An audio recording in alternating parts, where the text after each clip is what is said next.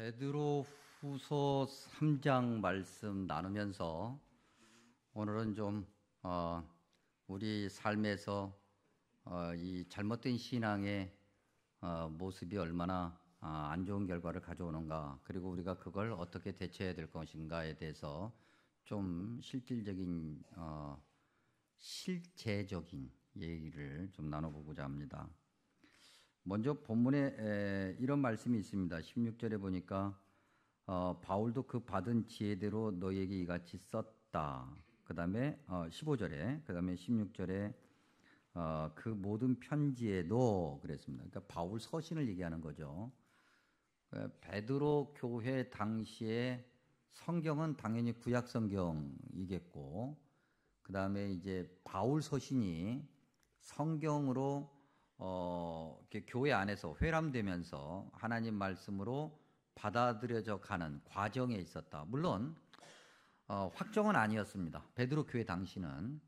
그러나 모든 교회가 바울 서신이 하나님께서 우리에게 주신 하나님의 말씀이다라고 받아들여져 가는 그런 과정이었다.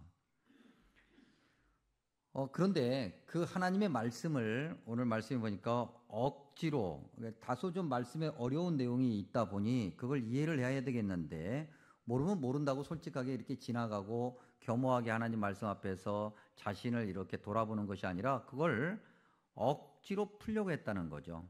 뭔가 자기가 좀 뭐랄까요, 좀 주인공이 된 거죠. 그래서 하나님 말씀을 억지로 해석하려고 하는. 여러분들이 가지고 계신 성경에 대부분 기록이 돼 있을 겁니다만 16절 그 억지로란 단어 옆에 각주 넘버가 있습니다. 각주 숫자가 2번 있고요. 그 밑으로 내려가면 이 억지로란 단어를 이렇게도 번역할 수 있는데 뭐라고 되어 있습니까? 또는 교묘하게, 아주 그럴듯하게, 사실은 그게 참이 아닌데 참인 것처럼 자기의 생각을 집어넣어서 그렇게 바꿨다라고 하는 거죠. 이단이라고 이야기하는 이런 어떤 억지로 하나님 말씀을 잘못 풀어서 자기의 생각을 주장하고, 그래서 나중에 이단이라고 그렇게 판명나는 그런 이단이라고 하는 사람들이, 이단이라고 하는 단체들이 이미 베드로 교회 당시에도 있었다고 하는 것을 역사적 객관적 자료로 우리가 확인할 수 있습니다. 그래서 여러분이 한 번쯤 목사님들 설교를 통해서 들어보셨을 만한 마르시온이라든지 몬타니지라든지 이런 것들이 다 그런 거에 해당되고, 그 다음에 위경, 거짓 위거든요. 성경은 아닌데 성경인 양. 그래서 무슨 여러 복음이라고 하는 이름이 붙어 있는 그런 것들. 대표적으로 여러분들이 많이 들어보셨을 만한 것이 유다복음서 같은 거예요. 근데 그런 것들이 초대교회 안에 아주 많이 있었던 것을 보게 됩니다. 이런 모든 것들이 다 성경을 억지로 풀려고 했던 거죠. 억지로 풀려고 하는 그런 사람들을 16절에서는 뭐라고 설명하냐면 무식하다, 굳세지 못하다. 무식하다는 말은 굉장히 좀 센 말이고요. 그 다음에 곧이어 등장하는 굳세지 못하다라고 하는 것은 그래도 조금 온화하게 좀 말을 좀 바꾼 거죠, 표현을. 무식하다라고 하는 것은 학교를 못 다녔다 그런 의미의 무식함이 아니고 자기 이야기만 한다. 남의 이야기를 들으려고 하지 않는다. 자기 말만 하고 자기만 옳다라고 막 그렇게 소리를 지르고 언성을 높이는 그런 것들을 이야기하는 거죠. 자기가 틀렸을 수도 있다는 생각을 하지 않는다는 거예요. 그래서 그렇게 하나님 말씀도 그런 식으로 내가 보는 것이 맞아, 내가 생각하는 것이 맞아라고 그렇게 주장을 한다는 거죠. 그들은. 그런 자들은 연약해서 그런 거야, 굳세지 못해서 그런 거야. 그만큼 올바른 강한 믿음을 가지고 있지 않아서 그래서 그런 거야. 근데 여러분, 우리가 여기서 이제 주의해야 될 것이, 이런 사람들이 교회 밖에 있는 사람들이 아니라고 하는 거예요. 교회 안에 있는 사람들이라는 거죠. 교회 밖에 있는 사람들이 하기야 성경을 놓고 이렇게 저렇게 이야기하지 않아요. 아예 성경 자체에 관심이 없으니까 듣지도 않고. 근데 교회 안에 있는 저와 여러분 같은 사람이 하나님 말씀을 듣고 하나님 말씀을 보고 한 줄을 듣든 단 몇 분을 듣든 보든 뭐 하든 간에 저와 같은 여러분 같은 그런 사람들이 이런 모습을 가지고 있다는 거죠. 왜 이런 평가를 받게 되는가? 왜 그런 일들을 그들은 할까? 베드로후서 3장 3절의 표현을 빌리면 자기의 정욕을 따라 그랬습니다. 정욕이란 단어는 욕심이거든요. 이기적인 것, 자기중심적인 것을 이야기하는 거예요. 나라고는 자아가 앞에 있고 나라는 생각이 앞서 있기 때문에 내가 생각하는 것, 이것이 옳다고 하는 거예요. 그래서 그렇게 하나님 말씀도 보고 그렇게 평가하고 그렇게 결론을 내리고 그렇게 강요를 다른 사람들에게 하는 거죠. 이게 굳어져요. 굳어지면 자기가 대단해 보이기 시작하고 그리고 난 다음에는 고치기가 매우 힘들어져요. 종합해서 다시 바꿔 얘기하면 자기 생각이 많으면 신앙생활을 잘하기가 어려워요. 어느 정도 잘하는 것 같지만 더 이상 성장하지 않게 되고 어쩌다 더 이상 성장한다 할지라도 삐뚤어져요. 잘못 성장한다는 거죠. 그런 모습을 우리 안에서도 확인하고 우리 안에서 그런 모습이 자라나면은 이단 사이비가 되는 것이고 거기에 찾아가는 거예요. 이제부터 이제 말씀드릴 이제 어떤 책에 관한 내용인데 이제 신천지에 관한 내용이에요. 그런데 여러분 신천지의 이만희 씨가 저도 이제 몰랐던 건데 성경을 몇 번 읽었을까요? 성경은 우리 요한계시록 정독할 때 이야기를 나눴었는데 제가 요즘에 장로인 신학대학에 가서 이단 대처 특강을 이제 듣거든요.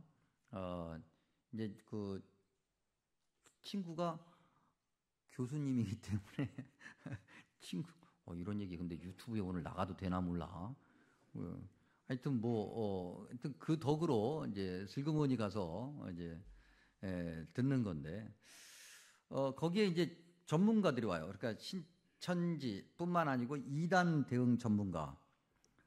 그 중에 이제 한 분은 우리도 직간접적으로 연결이 되어 있는 분이에요.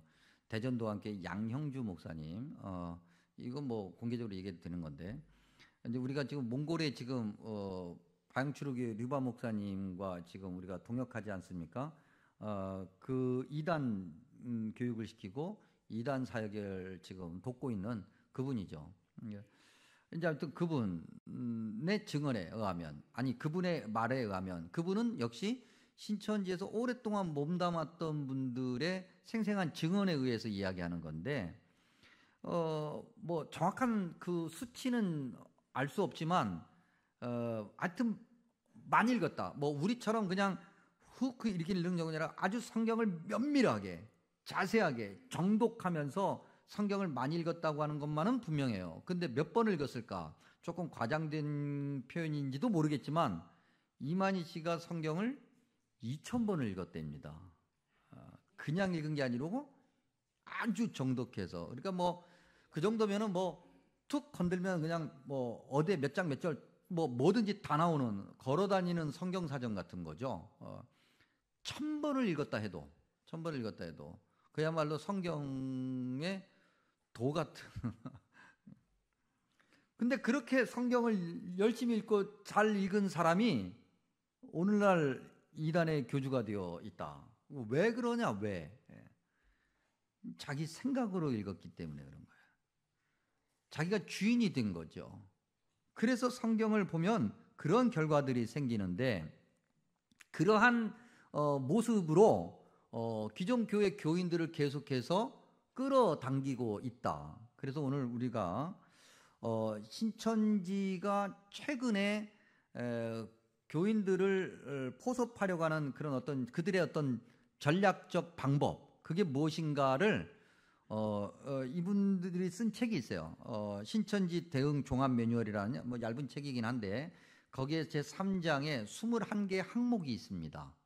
오늘은 좀 길더라도 그거 하나하나 확인하면서 저와 여러분의 신앙 점검표를 좀 확인해 보고자 합니다. 거기에는 공동 저자가 두 분이 더 계시는데 한 분은 권남계 목사님이고 한 분은 안소영 전사님이라는 분인데 이분들은 신천지에서 아주 고위 간부가 되었던 그런 분들이 이제 중간에 회심하고 다시 하나님 앞에로 나와서 지금 장신대에서 수업받고 한 분은 목사님으로서 이단 상담을 하고 계시고 한 분은 지금 장신대에서 수업받고 있는 전도사님이시기도 하세요. 그분들이 쓴 그 내용 우리가 한번 보면서 21개 중에서 한 4-5개 정도 경험이 있다라고 하는 분들 그리고 거기에 반응한 적 있다라고 하는 분들이 계시면 조용히 절 찾아오십시오. 조용히. 예. 아니면 아니야 나는 그냥 그거 다 잘라낼 수 있어. 그러면 뭐 그렇게 하시는데 그리고 설마 여러분 가운데 위장으로 가만 안 둘 겁니다. 그러니까 자수해서 광명을 찾든지 아니면 알아서 나가시든지. 자, 이제 방송실에서 하나하나 이제 보여주실 건데 첫 번째 제목은 외부 성경 첫 번째 외부 성경 공부 건강도 점검표인데 OX 그러니까 O가 한 4-5개가 되면 안 되는 거예요. 자, 넘겨보시죠. 이제 1번 큐티 모임에 초대되어서 말씀을 더 깊이 알아야 할 필요성에 도전받아 본격적인 성경 공부를 하기로 하거나 그러한 성경 공부 모임에 초대받은 적이 있다. 여러분들에게 그렇게 접근해 와서 누군가가 그렇게 한 적이 있다. 그런 경험이 있는지 손들지 마시고 속으로 생각하세요. 그리고 내가 한 4-5개가 여기에 해당되는데 그러면 찾아오세요. 근데 여러분 이제 앞으로 21개 항목 중에 계속해서 공통적으로 등장하는 단어가 있는데 그게 뭐냐면 성경 공부 모임이에요. 성경 공부 모임. 여러분 늘 말씀드립니다만 딴 데 가지 마세요. 나름 괜찮은 목사라고 그랬어요. 왜 다른 데를 가요, 여러분? 우리 교회는 지금 성경 통독과 정독을 하죠. 여러분 어쩌다가 한 번 아니면 아예 안 하고 하다가 안 하고 이러니까 이 통독과 정독의 하나님의 그 큰 은혜를 우리가 맛보지 못하는 거예요. 자기 생각이 많으면 어쩌다 한 번 하고 그 다음에 또 안 한다니까요. 그러지 말고 한 번 하면 그냥 끊임없이 해야 돼. 계속 쉬지 않고. 특별히 새벽기도. 새벽기도는 매우 중요합니다, 여러분. 새벽기도가 왜 중요하냐면 어제 하루를 점검할 수 있고 오늘 하루를 주님 앞에서 고백할 수 있거든요. 이게 새벽기도가 매우 중요하게 우리 자신을 말씀에 이렇게 비춘 우리 자신을 살필 수 있는 매우 중요한 시간이에요. 그래서 새벽기도를 꾸준하게 하십시오. 괜히 강조하는 게 아니에요. 안 하면 뭘 해도 몰라요. 근데 해봐야 하는 거거든요. 근데 이런 것을 하지 않으면서 뭔가 자기가 원하는 그 어떤 답을 찾아가려고 해요. 그게 성경 공부 모임이에요. 두 번째, 요즘에 이런 거 많이 하는데 MBTI, 그다음에 애니어그램, 그다음에 DISC는 뭔지 모르겠어요, 저는. 근데 이런 모임에 초대받아서 우리를 좀 더 깊이 알아가 보자라고 하면서 결국 바이블 테라피라고 하는 이름으로 성경으로 치유한다는 거죠. 네 MBTI가 이런 건데 네가 이래서 이렇게 살아가서 보니까 네가 이런 것이 문제가 있었잖아. 그러니까 우리가 좀 더 성경으로 좀 더 깊이 그런 성격들을 한번 바꿔가 보자. 생각보다 요즘 현대인들이 자기 자신에, 특별히 우리나라 사람들이 자기 자신에 대해서 난 이 정도면 괜찮아라고 진실되게 건강하게 자존감이 높으면서 살아가는 사람들이 거의 없대잖아요. 그러니까 그런 것들을 이렇게 건드려대면 금세 거기에 쑥 빠져들어가는 거예요. 그래서 또 성경 모임에 초대받은 적이 있는지. 세 번째, 코칭. 이 상담하고 코칭은 좀 다른데 이것도 역시 현대인들의 어떤 그런 이 마음의 병듦을 이야기하는데 요즘에 이 코칭이 굉장히 각광받고 있는 어떻게 보면 직업이라고 할까요? 이 코칭. 이 코칭을 통해서 많은 사람이 위로를 받거든요. 그 코칭 모임을 통해서 사람을 만나고 좀 더 깊이 배우기 위해서 뭐에 초대받아요? 성경 공부 모임에 초대받아요. 네 번째,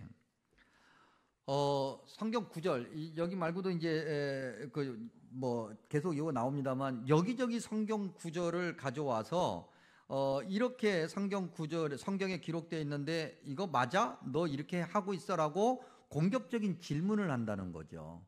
뭐 예를 들면 뭐 구원파들은 구원 받았어요. 뭐 구원이 뭐예요? 뭐 언제 받았어요? 그 증거를 내보세요.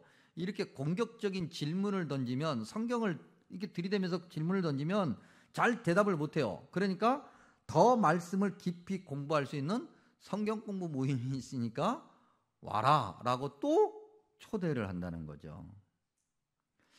여러분, 여기서 잠깐 우리가 확인할 것이, 성경은 우리 한국 교회가 참으로 성경 공부를 세계 그 어떤 교회보다도, 어떤 나라의 교회보다도 더 열심히 해왔는데, 문제는 뭐냐면 어느 순간부터 성경은 잘 읽지 않고 성경에 관한 그 어떤 교재로 하나님 말씀을 본다는 거예요.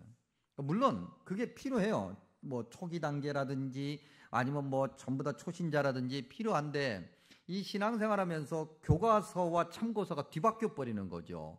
그래서 마침 참고서가, 그 어떤 책이 그게 너무 좋아서 거기에 너무 집중한 나머지 본질을 잊어버려요. 그래서 다시 거기로 돌아가려고 하니 이미 익숙해진 그 어떤 것에 편안해져서 거기에 머무려고 한다는 거예요. 그래서 성경을 처음부터 끝까지 읽기가 너무 어려워져. 특별히 요즘 젊은 시대는 전부 다 핸드폰과 스마트폰을 가지고 있기 때문에 난독증이 있잖아요. 근데 성경은 또 읽다 보니까 무슨 말인지 좀 말도 어렵고, 그래서 아예 포기해 버린다는 거죠. 그래서 성경은 맥락에서 읽어야 돼요. 문맥 안에서 읽어야 되고, 통으로 읽어야 되고요. 함께 읽어야 돼요. 근데 그러지 않고 여기저기 조각조각 그렇게 흩어진 것만 가져와서 짜 맞추면 굉장히 나름대로 논리성을 갖게 되고, 그 논리성으로 설득력 있게 다가오면 대항할 수가 없다는 거죠. 다섯 번째, 이것도 굉장히 약한 부분이죠. 자녀교육. 어떤 엄마가 굉장히 아들을 잘 교육시켜서 명문대에 보냈어. 그러니까 우리 가서 한번 들어보자. 그 사람이 성경의 원리대로 한 건데, 우리 성경의 그 원리대로 가르치면 성경에서 얻는 그 이익이 있어. 그러니 그게 뭔지 우리 같이 공부해보자 라고 초대받은 적이 있는지. 여섯 번째, 독서 모임. 요즘엔 책들도 잘 안 읽는데 이 독서 모임에 초대해서 뭔가 좀 감성적이고 뭔가 좀 좀 호기심이 많은 분들이 여기에 자주 걸리겠죠. 그 더 깊은 배움과 나눔을 위해서 성경 공부 모임으로 초대한다는 거예요. 그렇게 초대받은 적이 있는지. 일곱 번째, 성경 개관. 신학교 가면 성경 개관을 다 전도사님들이 공부를 합니다. 근데 이 성경 개관을 잘못 공부하면은 엉뚱한 이야기를 하죠. 나중에도 보겠습니다만 뭔가 딱딱딱 떨어지면은 거기에 함정이 있다는 생각을 하셔야 돼요. 특별히 시대 구분. 이 시대 구분. 요한계시록 같은 경우도 이 소위 세대주의 종말론이라는 것이 있어요, 여러분. 그래서 세대를 나눈다는 거죠. 2세대, 1세, 2세, 3세대, 4세대 이렇게 쫙 놓고 뭐 전천년, 뭐 후천년 이렇게 뭐 천년왕국이라는 그 단어를 중심으로 해서 이렇게 나눈다는 거예요. 그 나눠놓고 보면 도표화 시키거든요. 계속 나오는 얘기인데, 그러니까 너무나도 단순하고 간단하고 명료하고 논리적이고 설득력 있게 돼요. 거기에 홀랑 넘어가는 거죠. 여러분, 요한계시록 정독할 때도 얘기했습니다만 이 세대주의 종말론이라는 건 사실 우리 한국교회 안에 우리도 알게 모르게 깊이 뿌리 박혀 있어요. 그래서 이게 세대주의 종말론인지도 모르면서 세대주의적 성경 읽기인지도 모르면서 우리는 거기에 아멘하거든요. 근데 굉장히 위험하죠. 굉장히 그럴싸하지만 성경적이지 않다. 근데 그런 식으로 계속해서 성경을 개관해서 그렇게 포장된 논리로 우리에게 접근한다. 이렇게 접근한 적이 있는지. 여덟 번째, 이것도 아까 네 번째 질문과 마찬가지죠. 성경 어떤 구절을 보여주면서 성경을 제대로 알아야 된다라고 그렇게 강조하며 성경 공부 모임으로 초대한다는 거죠. 아홉 번째, 역시 마찬가지예요. 특별히 야고보서 같은 말씀을 딱 들춰내면서 믿음과 행함이 일치해야 된다는 말을 강조해요. 자기 생각에 가득한 그 어떤 부분을 자극시키는 거예요. 그러면 굉장히 여러분 행함을 강조하는 것은 나름대로 정의와 공의를 강조하는 거거든요. 근데 정의와 공의를 강조할 때는 그게 정말 성경에서 얘기하는 하나님의 뜻에 대한 정의와 공의냐 아니면 내 생각이냐, 이걸 한국교회 교인들이 거의 구분하지 않아요. 못하는 게 아니라 안 해. 이러면서 우리가 신앙생활을 하니 거기를 딱 건들면 우리 교회는 정의롭지 못해, 우리 목사님 정의롭지 못해, 우리 교회는 왜 헌금을 이렇게 하는 거야, 왜 헌금을 이렇게 쓰는 거야 라고 하는 자기의 정의 안에 갇혀 있을 때 이단의 접근이 오면 우리는 그냥 넘어가는 거예요. 10번째, 겨자씨만한 믿음은 무엇인가? 이건 나중에 13번째하고 연관되는데 어떤 이 신천지가 뭘 강조하냐면 비유를 강조해요. 성경에 비유가 굉장히 많습니다. 근데 이 비유를 강조하면서 비유는 그야말로 코에 걸면 코걸이, 귀에 걸면 귀걸이처럼 그렇게 해석이 되는 거거든요. 그렇게 해석을 해서 갖다 붙여서 자기들의 어떤 논리를 강조하려고 비유를 사용하는 거죠. 11번째, 약속은 반드시 이루어진다는 성경의 성취 내용을 이용하고, 그 다음에 12번째, 기도 응답을 받는 방법. 저는 이게 사라진 줄 알았더니 한국교회에서 완전히 사라지지 않았더라고요. 무슨 뭐 방언학교, 방언을 잘하는 법, 무슨 뭐 이런, 여러분 이런 거에 속으면 안 돼요, 여러분. 방언은 뭐 어디 가서 공부해가지고 받는 게 아니라고 하는 거. 그런 것이 아니에요, 여러분. 뭔가 쉽게 뭔가를 주어지는 우리에게 익숙한 신앙의 언어가 있거든요. 신앙의 어떤 표현들이 있어요. 그런 표현들을 가지고 쉽게 접근해서 쉽게 그것이 해결될 수 있는 것이냐. 여러분, 하나님의 은혜는 분명히 우리에게 공짜로 주어진 것이 맞지만 그 하나님의 은혜를 간직하는 것은 쉽지 않아요. 그 은혜의 길을 따라가는 건 쉽지 않습니다. 왜냐하면 사탄은 결코 바보가 아니기 때문에 하나님께서 공짜로 주신 것을 자기가 막을 수는 없지만 공짜로 주신 그 은혜를 간직하지 못하게끔 하는 것은 사탄이 쉽게 할 수 있어요. 그래서 계속해서 우리를 흔들어대는 거죠. 13번째, 열처녀 비유. 이것도 아까 얘기했던 그 비유를 이야기하고 강조하는 거죠. 14번째, 예언서를 중요시해요. 특별히 요한계시록의 예언적 특징을 강조하면서 요한계시록을 강조하려고 하죠. 예언이 뭡니까, 여러분? 계시와 예언은 전부 다 주인공이 하나님이어야 돼요. 하나님 말씀을 전하는 거지만 당연히 하나님 말씀을 전하는 것 때문에 전달하는 자는 아무것도 아닌 거예요. 하나님만 나타내야 되는데 결국 이단 사이비들은 자기가 드러나죠. 교주가 아니래도 우리의 생각, 자기의 생각이 가득하면 자기를 자꾸 드러내는 거예요. 15번째, 영을 분별하는 방법. 영을 분별하는 방법이 성경에 분명히 기록되어 있지만 그걸 어떻게 교과서적으로 딱딱딱 정리해가지고 이렇게 하면 영을 분별할 수 있고 이렇게 하면 이게 참 영이고 이게 거짓 영. 여러분, 그럴 만한 어떤 분명한 능력이 있어서 그렇게 탁탁탁 모든 경우에 모든 것을 참과 거짓으로 딱딱 구분할 수 있는 능력이 있다고 한다면 엘리야처럼 살아서 승천할 거예요. 근데 우리는 그렇지 못해요. 특별히 이 복잡한 이 21세기 이후의 사회는 이게 무엇이 옳은지 그른지 내가 생각하는 옳음이 있는데 저쪽에서는 저렇게 생각하는 옳음이 있을 때 이 둘이 부딪히면은 무엇을 어떻게 선택해야 되는지 모를 때가 너무 많이 있어요. 그러니까 우리는 그냥 우기는 거예요. 와 하고. 16번째, 이것도 역시 비유죠. 천국은 마치 밭에 감추인 보화 같다는 비유로 접근한 적이 있는지.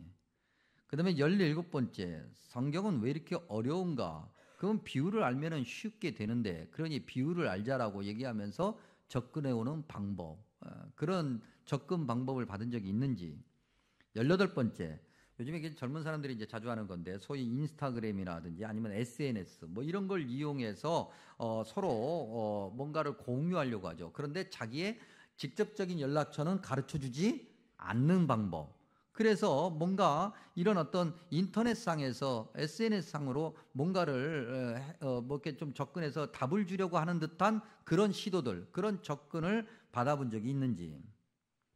19번째, 교회 알리지 말래요. 그들은 교회 왜 알리지 말라고?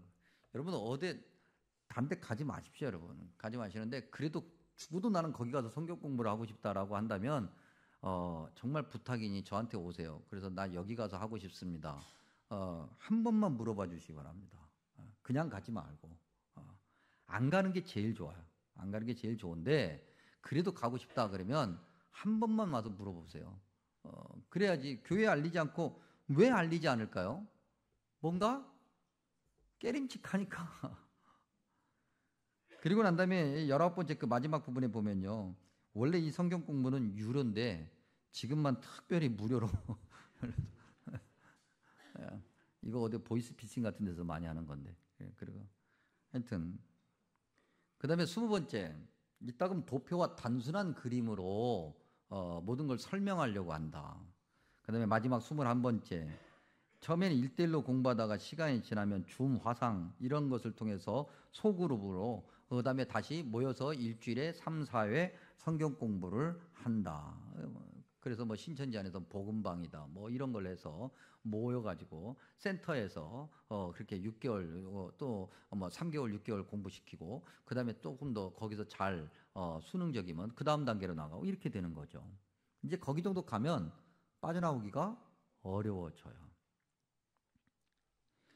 이상 여러분 지금까지 말씀드린 것 중에서 한 4-5개 해당이 된다. 그리고 내가 거기에 응답한 적이 있다. 교제를 나눈 적이 있다. 사귐을 나눈 적이 있다. 조용히 찾아오세요. 조용히 찾아오시기 바랍니다. 여러분 다시 한번 확인해 봅니다.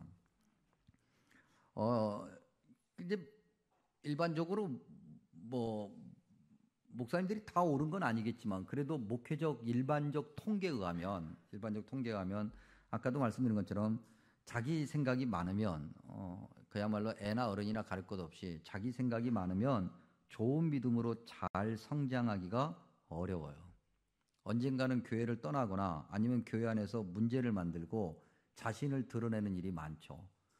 좀 나하고 안 맞아도 내 생각이 아니더라도 옳고 그름이 분명한 것이 아니면 이해하고 순종하는 것이 믿음에 도움이 되는 거예요. 이건 그냥 강요가 아니라 그것이 도움이 되기 때문에 그런 거죠. 그래야 세월이 지나가고 난 다음에 내가 이 믿음이 이만큼 성장했고 이렇게 하나님의 은혜 가운데서 하나님이 주시는 은혜를 이렇게 나누며 살아가고 있구나라는 것을 확인하게 돼요. 그렇지 않으면 힘들어져요. 내가 힘들고 남도 힘들고 다 힘들어지는 거예요. 모쪼록 하나님 말씀 안에서 이 잘못된 믿음을 피하기 위해서라도 우리 자신을 버리고 그저 억지로 풀려고 하지 말고 그다음에 뭐 이런저런 소리에 귀를 기울이지 말고 온전히 순종하며 하나님이 원하시는 믿음 생활 잘 하시기를 간절히 축복합니다. 기도하겠습니다. 좋으신 아버지 하나님, 우리의 연약함을 주님 긍휼히 여겨주시고 그럼에도 우리의 그 교만과 오만함을 불쌍히 여기셔서 주님이 원하시는 올바른 믿음으로 그렇게 잘 성장하게 하여 주옵소서. 우리는 너무나도 나약합니다. 그런데도 우리 자신이 너무나도 드러나고 강조됩니다. 그래서 너무나도 잘못된 길에 쉽게 노출되기도 합니다. 주님, 우리를 지켜주시고 인도해 주셔서 주님이 원하시는 귀한 믿음 생활 잘할 수 있게 해주시고 그곳으로 주님께 영광 돌리며 우리가 복을 받는 주의 자녀 삼아 주옵소서. 예수님의 이름으로 간절히 기도하옵나이다. 아멘.